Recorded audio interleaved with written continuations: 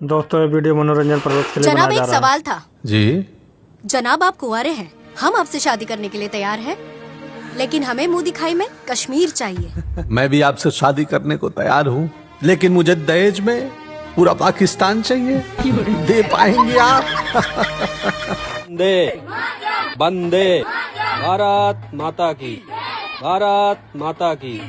इकाई दाई सैकड़ा। तो गाइस आज फनी वीडियो पाकिस्तान की, फिर से हंसने के लिए तैयार हो जाओ। भाई मिचेल मार्श ने अपने सपने में भी नहीं सोचा होगा कि उसको कभी ये दिन देखने पड़ेंगे। भाई माल ढोने वाले टेम्पू में बिठा के पूरा पाकिस्तान घुमा दिया।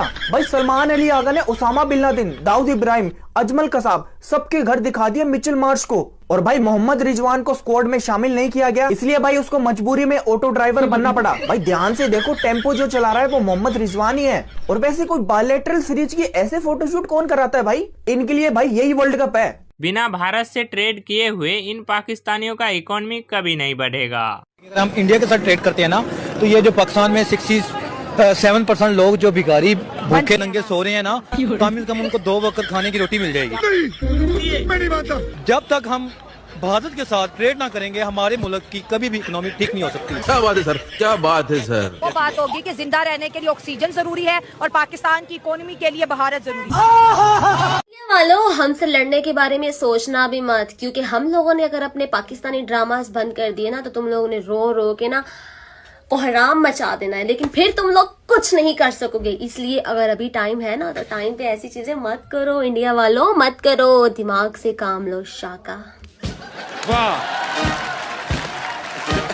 1947 में 2 देश आजाद हुआ था, एक इंडिया और दूसरा पाकिस्तान। 1947 के अंदर 2 मुल्क आजाद हुए थे।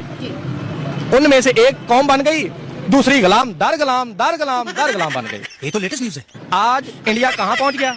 चांद पे। पाकिस्तान कहाँ पहुँच गया? आप बताएं। दुनिया के जो कंगले मुल्क हैं उनके अंदर पाकिस्तान का नाम आना शुरू हो गया है। सोमालिया के साथ इनका मुआवजना किनके साथ है? वो कंगले ममालिक के साथ।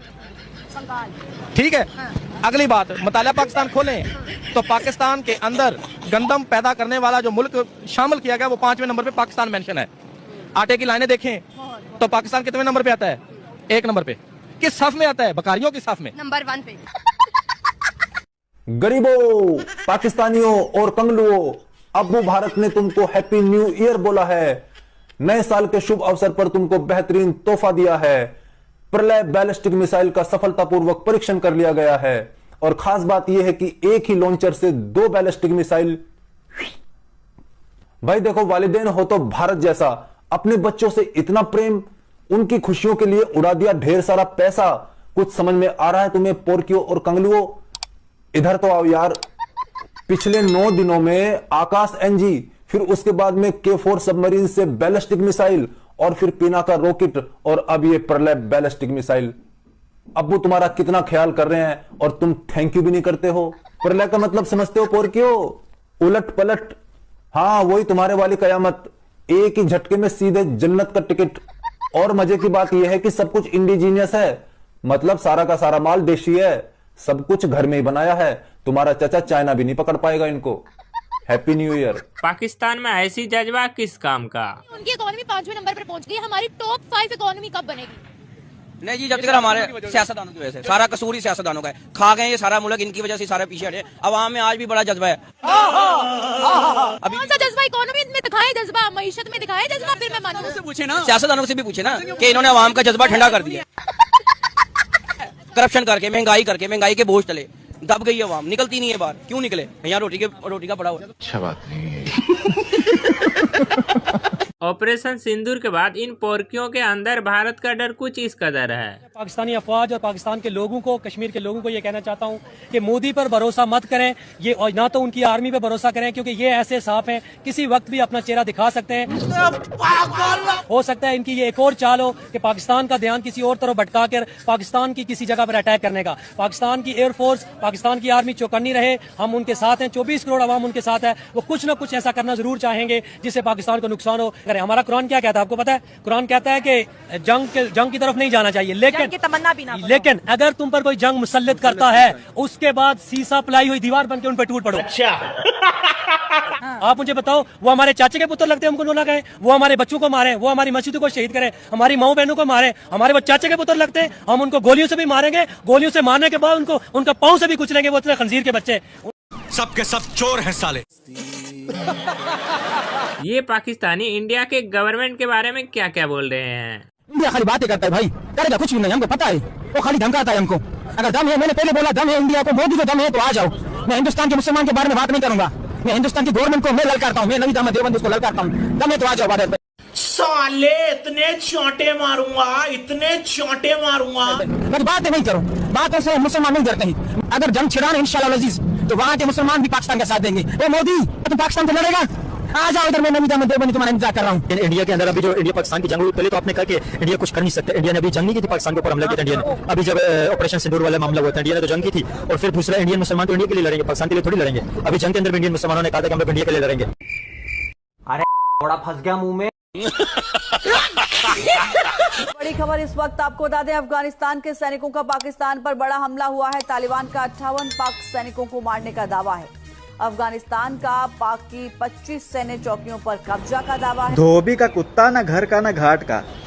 पाकिस्तान इतने दिन से ट्रंप की जेब में हाथ डाल के उसको खुश किए जा रहे थे, इंडिया के अगेंस्ट बड़ी बड़ी बातें पेल रहे थे। इधर आउट ऑफ सिलेबस आकर अफगानिस्तान ने इनकी बूंदी छान दी, लाहौरी जीरे का झाग निकाल दिया, मार पीट के इनकी पीठ को चबूतरा बना दिया इन लोगों ने। अब इनकी फिर फोर्सेस, इनके नेता और इनकी आवाम छाती पीटेगी कि हमने इनके भी 6 जेट गिरा दिए। अफगानिस्तान ने सुन लिया ना तो 4 बम मुंह पे थोबड़े पे और फोड़ेगी लाके कि साले उनके पास तो जेट है भी नहीं। ट्रंप की तो जो पंप है वो तो उखड़ा ही होगा, इनके भी दिल में छाती में छेद की जगह ना इसे कुआं खुद गया होगा। पाकिस्तान के साले किस्मत में ही लसड़पंती लिखी हुई है। ये क्रिकेट में अभिषेक शर्मा के लिए तैयार होते, तिलक वर्मा आके पेल देता है। अपनी आवाम से जब तक उलझते हैं तब तक बलूचिस्तान इनकी बालूशाही तोड़ देता है आके। इंडिया से वॉर के लिए तैयार हो रहे थे, अफगानिस्तान ने आके इनकी सलवार चीर दी। अब ये अफगानिस्तान को जब तक कुछ पलट के बोलेंगे तब तक रूस आके इनका भूसा भर देगा। तुम लोग साले ना दुनिया के अंत तक में पेले ही जाओगे, ध्यान रखना। जीत और हार की मिसाल दी जाती है ना, आगे चल के जीत और पाकिस्तान की मिसाल दी जाएगी और मिसाइल तुम्हारे पिछवाड़े में साले चूत। चल जाके काम कर। रोज आते हैं इस उम्मीद पे, आज जीतेंगे, कल जीतेंगे, परसों जीतेंगे, रोज हारते हैं। ये पाकिस्तानी चैन से अपने कुत्ते को टॉयलेट करने भी नहीं दे रहे हैं।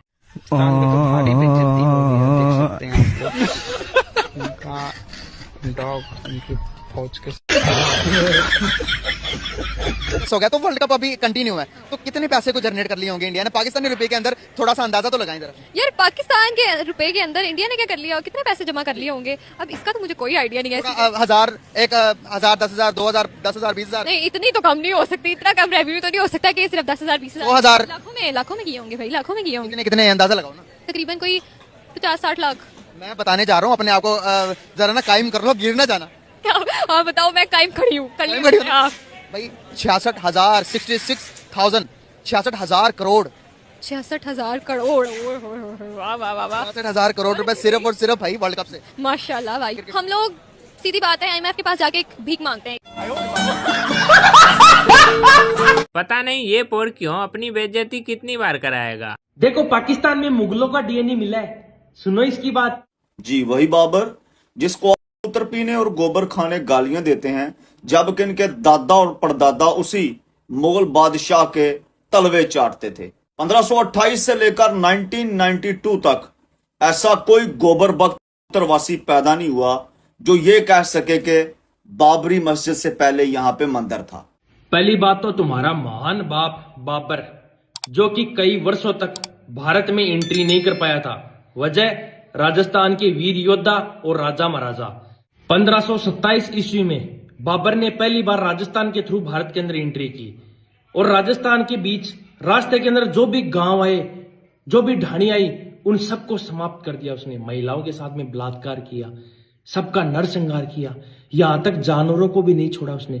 उसकी बर्बरता, उसकी निर्दयता के सबूत अभी भी हड्डियों के रूप में, अवशेष के रूप में यहाँ पे मिलते हैं। ऐसा शख्स जिसके हाथ करोड़ों हिंदुओं के खून से रंगे हो, बलात्कारी, आतंकवादी और निर्दयी बाबर के नाम से मस्जिद बनाना एकदम सरासर गलत है। यहाँ पर मस्जिद से किसी को कोई दिक्कत नहीं है, दिक्कत है तो सिर्फ बाबर के नाम से। एपीजे अब्दुल कलाम, अब्दुल हमीद और अशफाकुल्ला साहब जैसे महापुरुषों के नाम पे भी मस्जिद हो सकती है। और रही बात राम मंदिर की, तो यह लड़ाई 1992 से स्टार्ट नहीं हुई है। इस लड़ाई को चलते हुए पूरे 500 साल हो गए हैं, जिसके अंदर लाखों हिंदुओं ने अपनी जान दी है। आजादी से पहले भारत और पाकिस्तान एक ही थे, और मेरा यह मानना है कि भारत और पाकिस्तान में एक भी मुगलों का डीएनए नहीं है। लेकिन अगर फिर भी तुम ये बोलते हो कि नहीं मेरा तो डीएनए मुगलों का है, बाबर का है, हुमायूं का है, तो ये पॉसिबल हो सकता है भाईजान, क्योंकि सबसे ज्यादा नजदीक मुगलों के तुम लोग ही थे, और शायद उनके सामने घाघरा भी सबसे पहले तुम्हारे पूर्वजों ने उठाया होगा। तो गाइस अगर वीडियो अच्छी लगी हो लाइक करके सब्सक्राइब जरूर करिएगा।